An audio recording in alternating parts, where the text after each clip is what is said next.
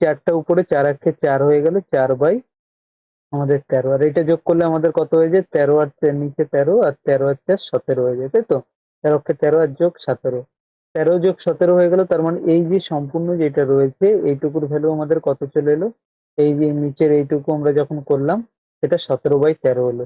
তার মানে কি, এবার 1/8 রয়েছে, তাহলে এই 13টা কি উপরে উল্টে যাবে, উল্টে গিয়ে কি 1/17/13, এটা কি হয়ে যাবে? 13/17 হবে। অর্থাৎ এটা আলটিমেট এসে দাঁড়ালো কত? 2 = x প্লাস, এই 13টা কি উপরে চলে যাবে, উল্টে যাবে, নিচে 17/13 রয়েছে, 13/17। আর এইখান থেকে যদি করি তাহলে এক্স এর ভ্যালু কত চলে আসে? আমরা x = 2 মাইনাস 13/17। আর 13/17 করলে 17 দুগুণ এর নিচে 17, 34 মাইনাস 13 হয়ে যায়, তাই তো? এটা যদি বিয়োগ করি তাহলে কত হয়ে যায়? 34 থেকে বিয়োগ করলে 21/17। তো বলা হয়েছিল কি এক্স এর